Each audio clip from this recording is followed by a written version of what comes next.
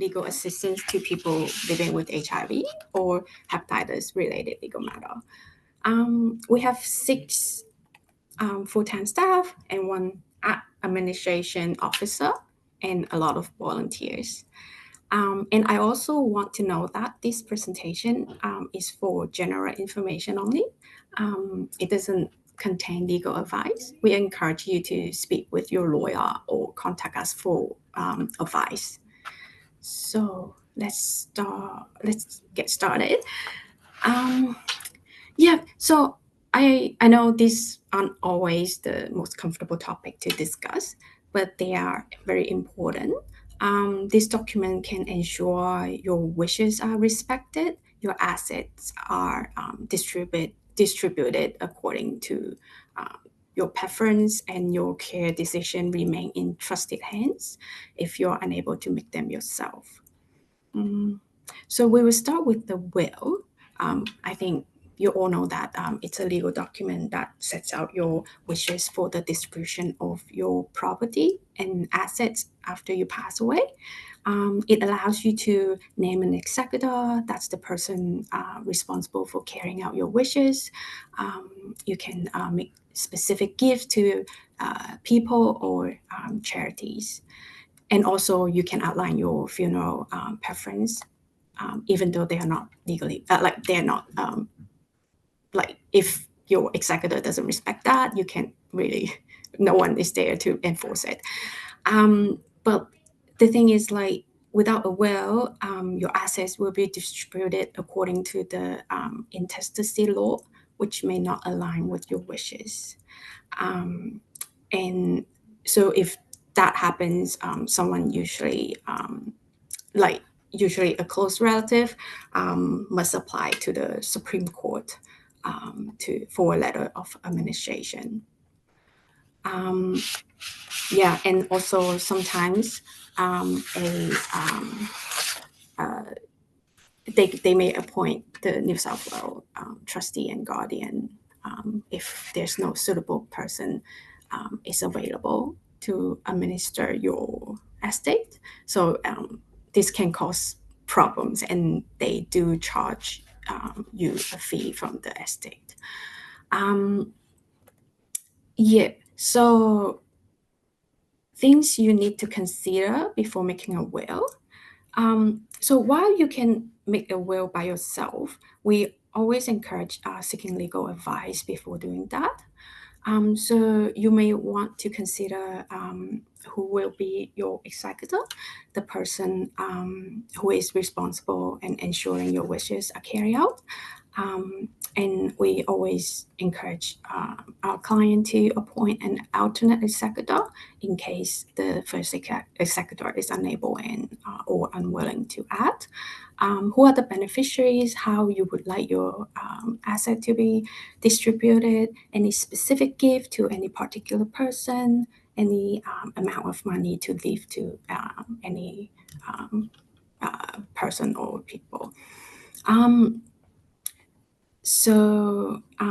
Yep. So one thing to know. Interrupt, Kedron. Yeah.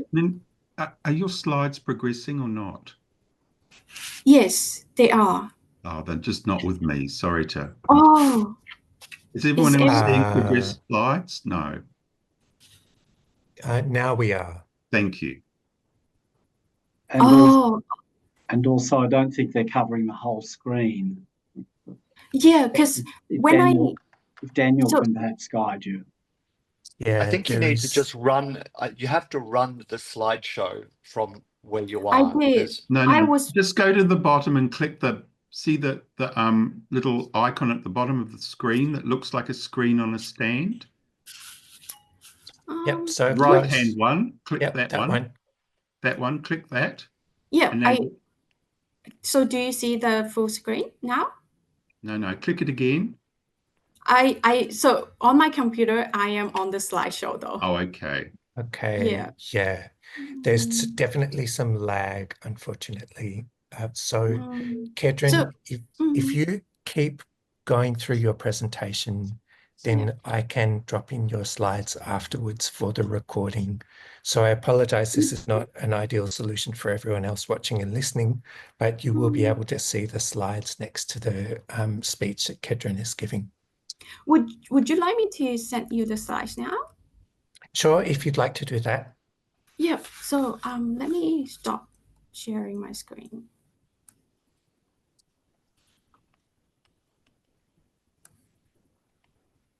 I'm so sorry. Oh, no, no problem I at all. don't have the Zoom app download on my computer. That's all right. We've started early, so we've got plenty of time. So who am I emailing? So it's just Daniel at napwha, napwha.org.au.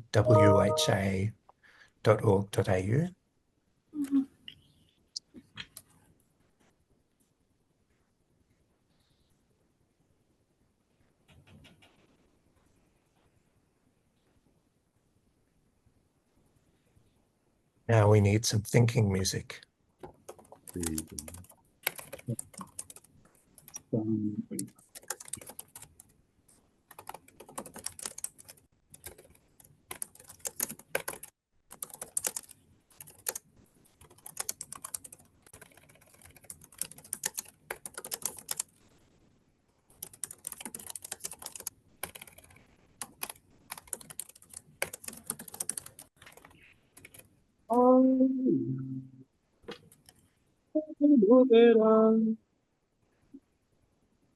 Mente o coração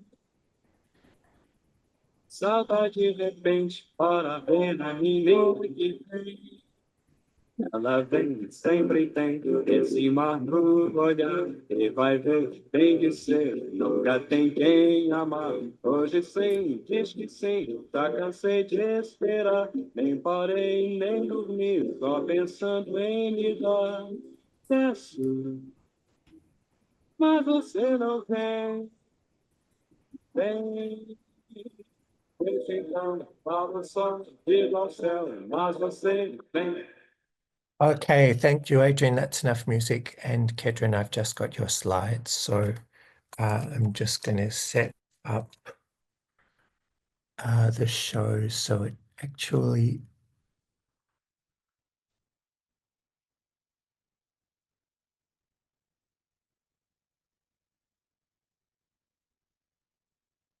and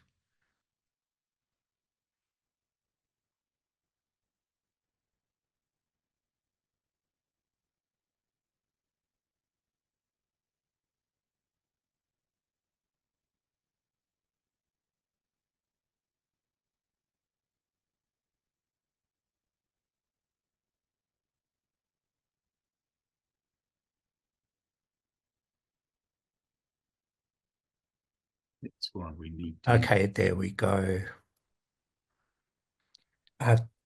Beautiful, thank Yes. you. Okay, Kedron, what slide would you like me to move to? Sorry, I just closed my, just give me 1 second. I believe that would be the slide 5. Okay. Thank you.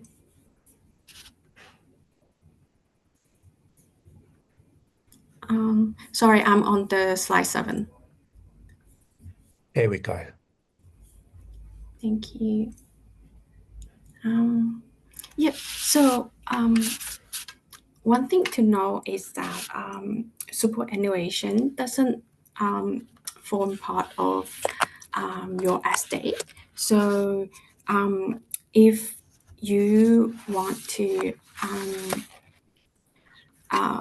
you want to your death benefit to be paid into your estate, you may nominate your legal personal representative or your estate as the beneficiary with superannuation fund. Yeah. Sorry, I need to. Yeah. Yeah. So the next slide, we will move to the second important document, the enduring power of attorney. an enduring power of attorney is a legal document that appoints someone, your attorney, to make financial and legal decisions on your behalf. So here the keyword is enduring. So it means that it will continue even if you lose mental capacity. So like some people would confuse this one with the enduring guardian.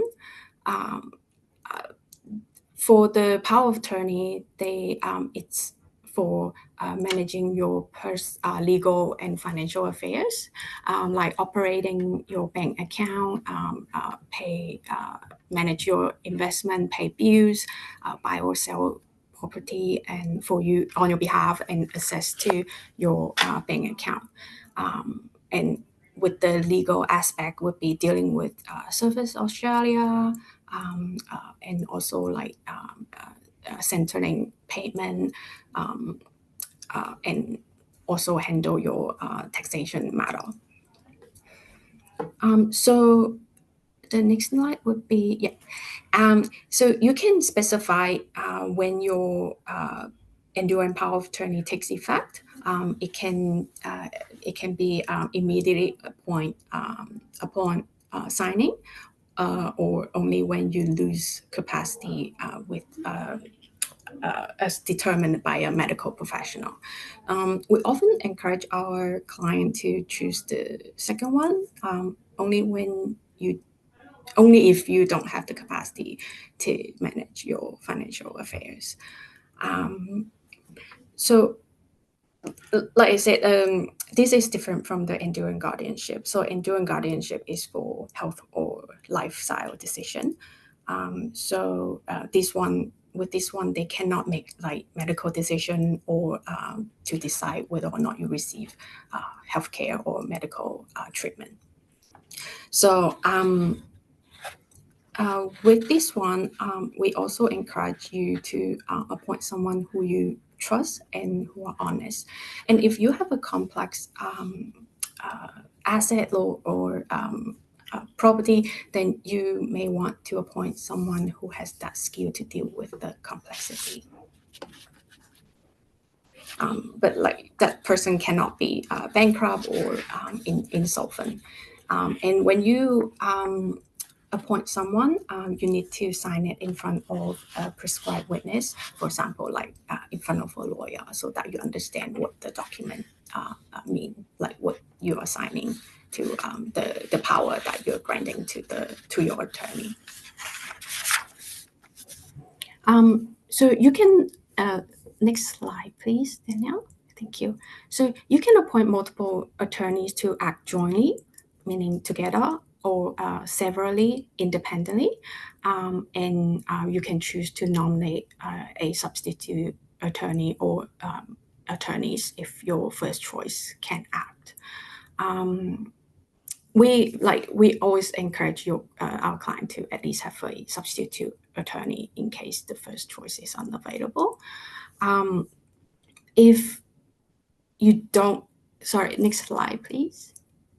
Yeah, if you don't have an appointed attorney in place, the ANCAT, the tribunal, they may issue a financial management order to appoint a financial manager to manage your money and property, and to make decision if they decide that you are unable to do so.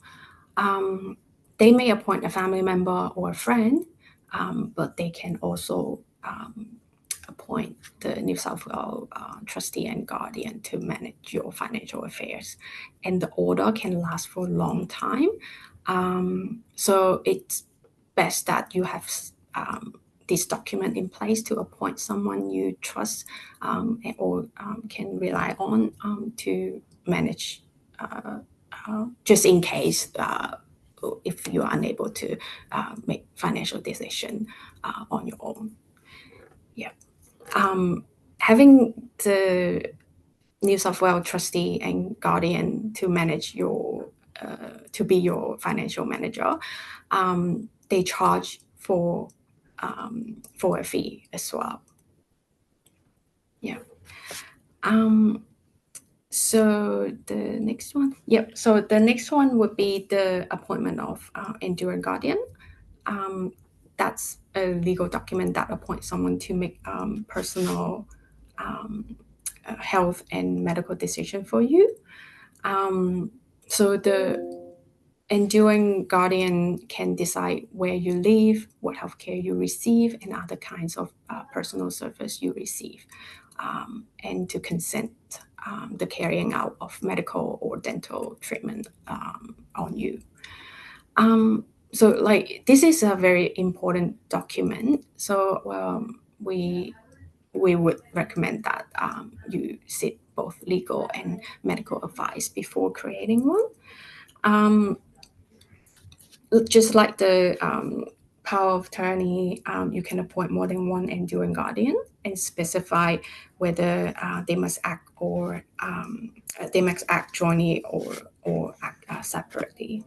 And like for both of the power of attorney and the appointment of enduring guardian, you can put limitation to certain place a limitation on the power that your attorney or your enduring guardian can act. So if, for example, if you do not want them to sell your property, then you can place that limitation on the form and then saying that they don't have the power to sell your property when they have the power to manage your financial. So yeah, so I just talked about that and enduring guardian. Yeah, sorry. Advanced Care Directive is another document. It's a separate document from your enduring guardianship. So sometimes when clients come to us, we would also encourage them to have the Advanced Care Directive in place and speak with their doctor, because doctor would be the better person to talk to you about this document, because they understand more of your health, and they can explain what it means. So the New South Wales Health has an information booklet that is available on their website.